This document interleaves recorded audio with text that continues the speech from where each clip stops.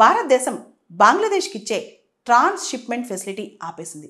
అసలేంటి transshipment facility?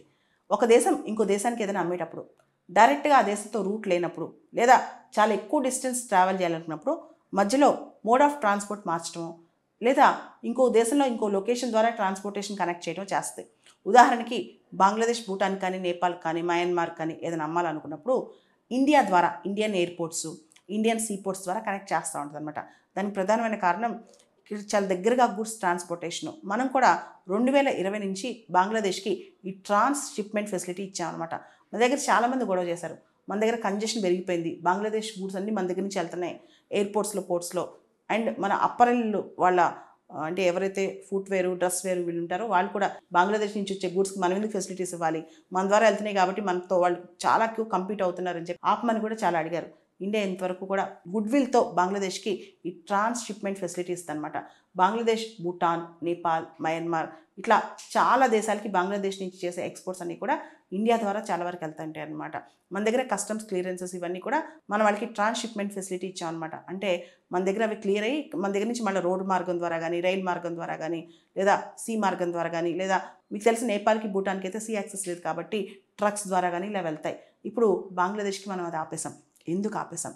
రీసెంట్గా Bangladesh chief adviser to the interim government Muhammad Yunus చైనాకి వెళ్ళినప్పుడు చాలా విపరీతమైన వ్యాఖ్యలు చేశారు.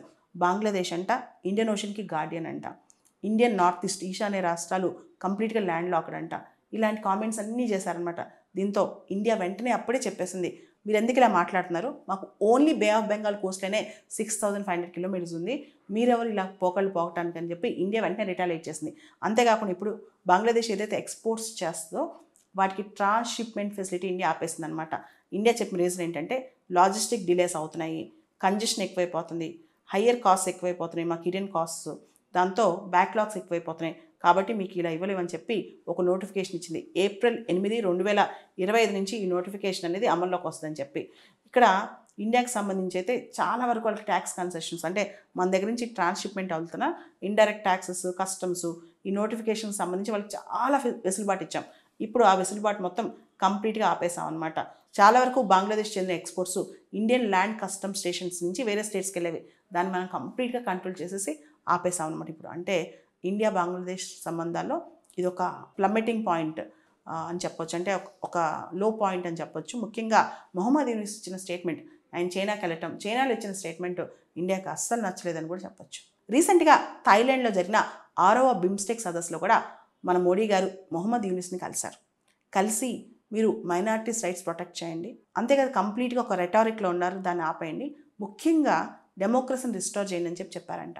సో ఈ సందర్భంగా మొహమ్మద్ యూనిస్ ఈ సంవత్సరం ఆఖరిలో కానీ వచ్చే సంవత్సరం మొదట్లో కానీ బంగ్లాదేశ్లో ఎన్నికలు జరుగుతాయని చెప్పి కూడా చెప్పడం జరిగింది. ఇప్పుడు మనం వెయిట్ చేయాలి అసలు భారత్ బంగ్లా సంబంధాలు ఎలా ముందుకెళ్తాయో.